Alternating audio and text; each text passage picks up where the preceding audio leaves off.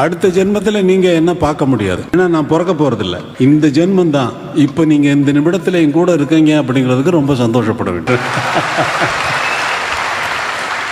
1979 பிரியா திரைப்படம் இசையமைக்கின்ற நேரத்தில்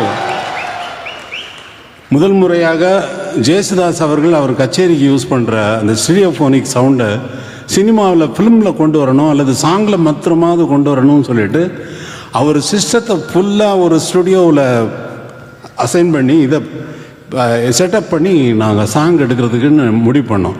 ரொம்ப பரீட்சார்த்தமான முயற்சி, அது ரொம்ப கஷ்டம். ஏன்னா இது டேப்பில் ரெக்கார்ட் ஆகும். அது இந்த சிஸ்டமெல்லாம் இப்போ இருக்கிற சிஸ்டமெல்லாம் அப்போ இல்லை. ஃபில்மில் மேக்னெட்டிக் டேப்பில் தான் ரெக்கார்ட் ஆகும் சாங்கு. ஃபில்ம் மேக்னெட்டிக் டேப்பில் ரெக்கார்ட் ஆகிட்டு அப்புறம் அதை ட்ரான்ஸ்ஃபர் பண்ணி ஃபில்மில் நெகட்டிவ் ஆகிட்டு அப்புறம் பாசிட்டிவ் பண்ணிவிட்டு 3வது ஜெனரேஷன் தான் நீங்கள் கேட்ட சாங்கு அத்தனையும். இது ஃபஸ்ட் டைமாக ஸ்டீரியோஃபோனிக் கொண்டு வரணும்னு பார்த்தா டேப்பினுடைய ஸ்பீடு ஃபில்ம் ஸ்பீடுக்கு எப்படி கனெக்ட் பண்ணுறதுங்கிறது பெரிய டெக்னிக்கல் ப்ராப்ளமாக இருந்தது. ஏன்னா ஃபில்ம் கேமராவில் 24 ஃப்ரேம்ஸ் ஒரு செகண்டுக்கு ஓடும்.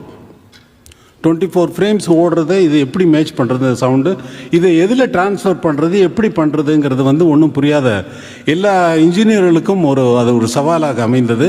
சவாலால் எப்படியாக இருந்தாலும் நாம் ரெக்கார்ட் பண்ணியே தீர்வது என்று அவருடைய சிஸ்டத்திலேயே ரெக்கார்ட் செய்த சிங்கப்பூரை பற்றிய பாடல், சிங்கப்பூரிலேயே படமாக்கப்பட்ட பாடலை இப்பொழுது நீங்கள் கேட்கப் போகிறீர்கள்.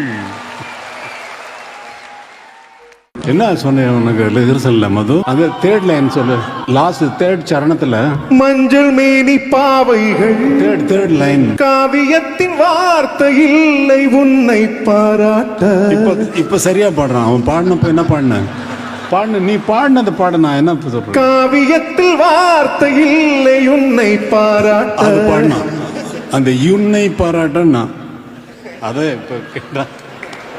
சாரி சார், உன்னை இல்லை உன்னை பாராட்டம். Thank you sir.